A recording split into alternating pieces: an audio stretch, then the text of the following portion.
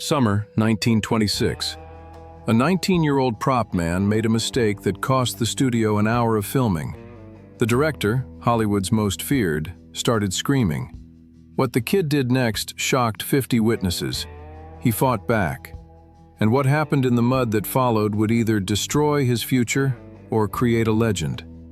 But the real story, the one nobody knew for 50 years, was hidden in a manuscript that wouldn't be found until 2013. Here is the story. Fox Film Studios, Los Angeles, June 14, 1926. Morning. 90 degrees. A wooden crate sits in the sun. Inside, 37 geese. They're honking, shifting. The smell is terrible. A young man holds the crate, 6'4", torn work shirt, sweat running down his face. His name is Marion Morrison, but in this story, we'll call him Young Wayne. He's 19 years old, a prop man, the lowest job on a Hollywood set. The assistant director walks over. When Ford yells action, you release the geese. They run into frame. Don't screw it up. Young Wayne nods. Across the set stands John Ford, black eye patch, arms crossed, the most successful director at Fox Studios. Maybe in all of Hollywood. 32 years old, 40 films to his name. Everyone on set is terrified of him. "Quiet on set," someone yells. Young Wayne adjusts his grip on the crate. The geese shift inside, feathers rustling. Ford raises his hand. "Action!" Young Wayne opens the crate. The geese explode outward, but not toward the camera. Everywhere. Left, right. One flies directly at Ford's head. The director ducks. Another lands on the leading lady's dress. She screams. 3 more run under the camera equipment. "Cut! Cut!" Ford's voice cuts through the chaos. Young Wayne's stomach drops. He chases geese, grabs one. It bites his hand. He drops it. The crew is laughing. Not with him. At him. Ford storms toward him. "What the hell was that?" "Sir, You just cost us an hour. Do you know what an hour costs?" Young Wayne's face burns. "I'm sorry, sir. Get them back in the crate. Now." 20 minutes. That's how long it takes young Wayne to catch all 37 geese. His shirt is torn. Feathers stuck to his sweat. Bird droppings streak his pants. An older prop man named Joe hands him a rag. "Kid, you all right?" "Yeah. Ford's watching you." Young Wayne looks up. 50 feet away, Ford is still standing there, staring at him. "Why?" Joe shrugs. "Most guys would have quit by now." Young Wayne wipes his face. "I can't quit. I need this job."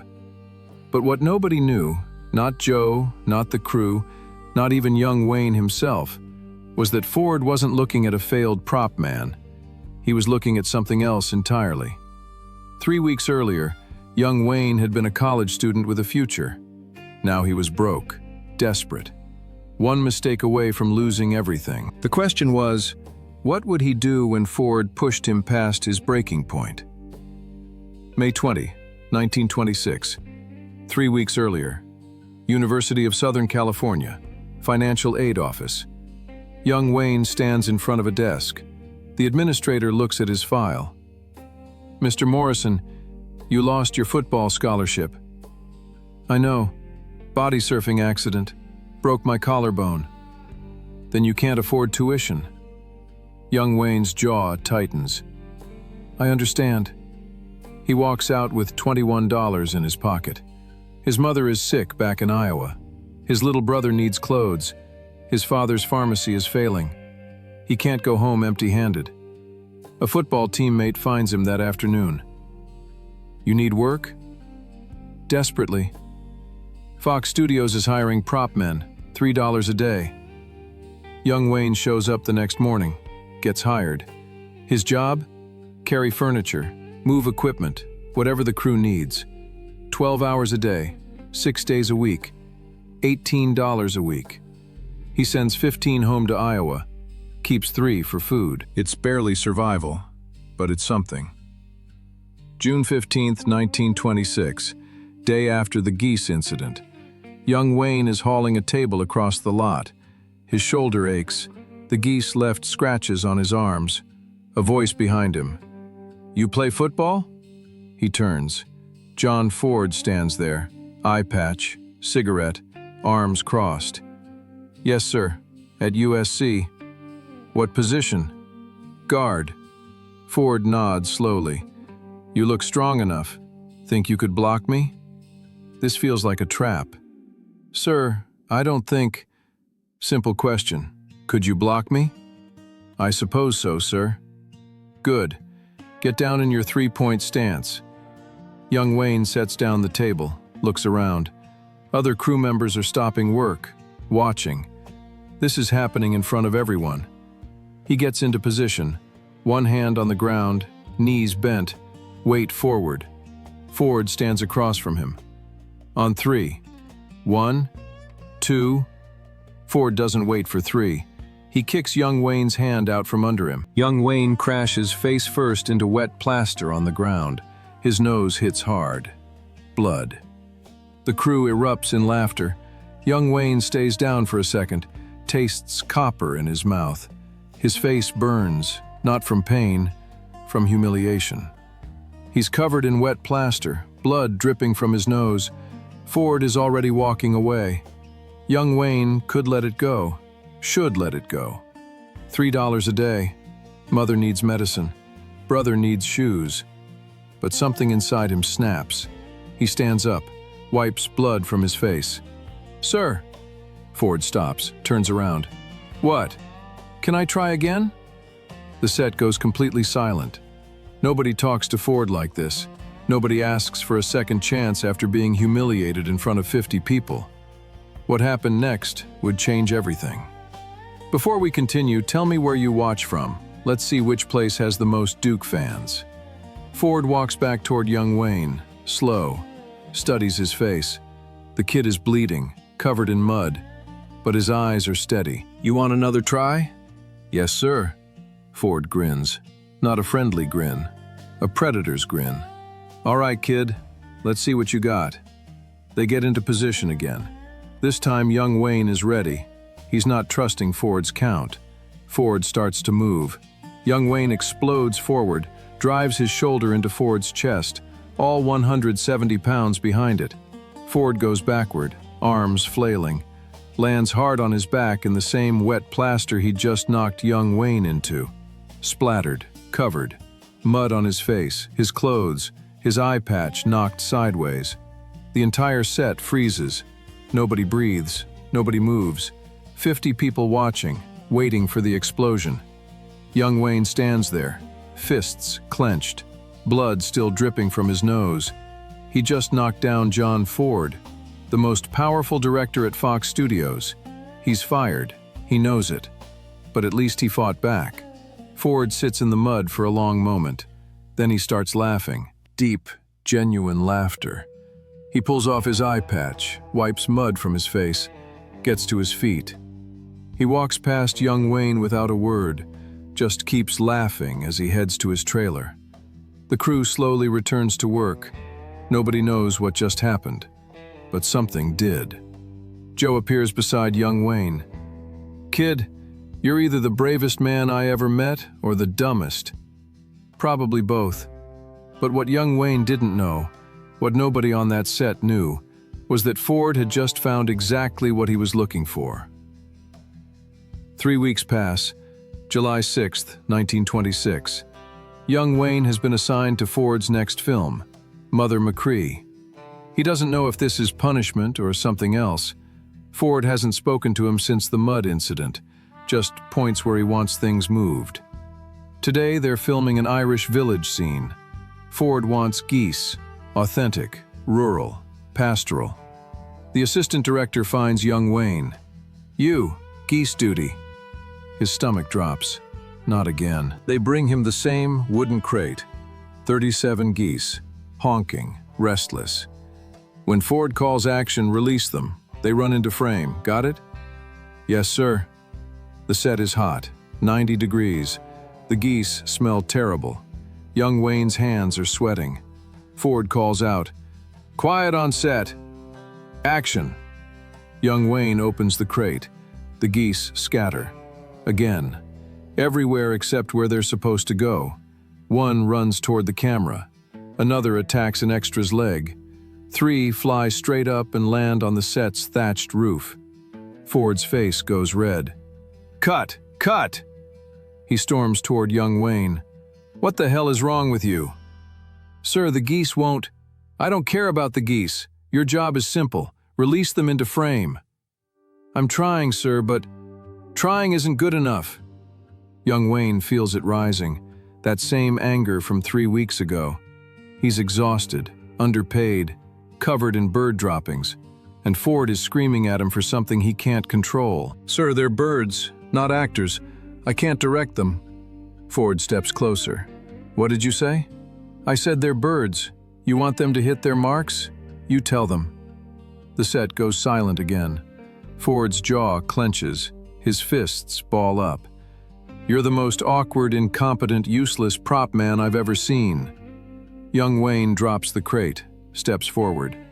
And you're the meanest son of a bitch I've ever worked for. Ford's eyes widen. Nobody has ever called him that to his face. Young Wayne keeps going. He's already fired. Might as well finish. I've been here 6 weeks. I do everything you ask. I haul furniture in 100-degree heat. I work 12 hours a day for $3. I don't complain. And you scream at me because birds won't follow a script? His voice rises. These are geese. They don't care about your movie. They don't care about your vision. They're just trying not to get cooked for dinner. The whole crew stares at him. Young Wayne's chest is heaving. His face is red. He's just committed career suicide. I quit. He turns to walk away. No, you don't. Ford's voice stops him. Young Wayne turns back. What? Ford is grinning. That same predator grin. You don't quit. I fire you. Or I promote you. Those are your options. Young Wayne doesn't understand. Sir? Tomorrow you're assistant property man, second assistant, 50 cents more a day. The crew is frozen in shock. And Morrison? Yes, sir? Don't ever call me a son of a bitch again. Ford walks away, leaves young Wayne standing there, confused, angry, still covered in goose droppings. Joe appears beside him. Congratulations. For what? Getting promoted after I told him off? For passing the test. What test? Ford doesn't want yes men. He wants fighters. You just proved you'll stand up. That's what he's been waiting for. Young Wayne looks at Ford's back. The director is already setting up the next shot, yelling at someone else now. But what Ford wrote about that day, the truth he kept to himself for nearly 50 years, nobody would discover until long after both men were dead. The years pass. Young Wayne becomes John Wayne. Ford makes him a star in Stagecoach 13 years later. They make 14 films together. They become friends, family. Ford is godfather to 2 of Wayne's sons. They fight, they drink, they argue about politics, but they never stop respecting each other. It all started with geese and mud and a kid who refused to stay down. June 11th, 1979. John Wayne dies at UCLA Medical Center, stomach cancer. 62 years after that day in the mud. His youngest son, Ethan, goes through his father's study in Newport Beach, opens a closet. Inside, boxes, dozens of them, stacked floor to ceiling, dust-covered. Ethan opens one. Papers, letters, notebooks. Then he finds it. A thick manuscript, bound with string. The title page reads, My Life, by Marion Morrison. His hands shake. His father tried to write an autobiography, never mentioned it, never published it. Ethan starts reading. The manuscript moves through childhood, high school, USC, football. Then he reaches summer, 1926. His father's handwriting fills the page. I met John Ford on a set where I was assigned to herd geese. I was a prop man, lowest position in the studio. Ford was already a legend. One day he asked if I could block him. Before I could answer, he said, Get down in your three-point stance." I did. Ford kicked my arms out and sent me sprawling face down on the rough plaster. The crew laughed, but I asked for another try. This time I was ready. I drove forward and Ford was splattered in his own plaster mud on his own backside. Ford laughed. That incident earned me acceptance. That's when I learned what kind of man John Ford was. He didn't want people who bowed and scraped. He wanted people who would stand up, even to him, especially to him. He tested everyone. Most failed. I got lucky. I fought back. Ford became my mentor, my friend, the most important person in my career. But that day in the mud, that's when it really started. That's when Marion Morrison began the journey to becoming John Wayne. 2013, 34 years after Wayne's death, Ethan Wayne opens the family archive to author Michael Goldman. They compile his father's letters, manuscripts, and personal papers. They publish John Wayne, the genuine article, the story of the mud, the geese, the fight, all in Wayne's own words. For the first time, the world learns the truth, not from Hollywood legend, from the man himself. He wrote it down so we would know. Being John Wayne didn't start with Stagecoach. It didn't start with the Oscar. It didn't start with Monument Valley. It started with 37 geese, a wooden crate, and a broke 19-year-old who refused to quit when Hollywood's most powerful director knocked him face first into the mud. Ford saw it that day, saw the fire, saw the refusal to break. And 13 years later, he made him a star. But the star was already there, in 1926, covered in mud and goose droppings and his own blood. Ford just had to test him first. The kid passed. A 19-year-old prop man knocked down Hollywood's most feared director and got promoted the next day. That moment, preserved in Wayne's own handwriting and hidden for 50 years, showed the world how legends are really made. Not with luck or connections, but with the refusal to stay down when life knocks you into the mud. What moment in your life taught you to fight back instead of quit? And unfortunately, they don't make men like John Wayne anymore.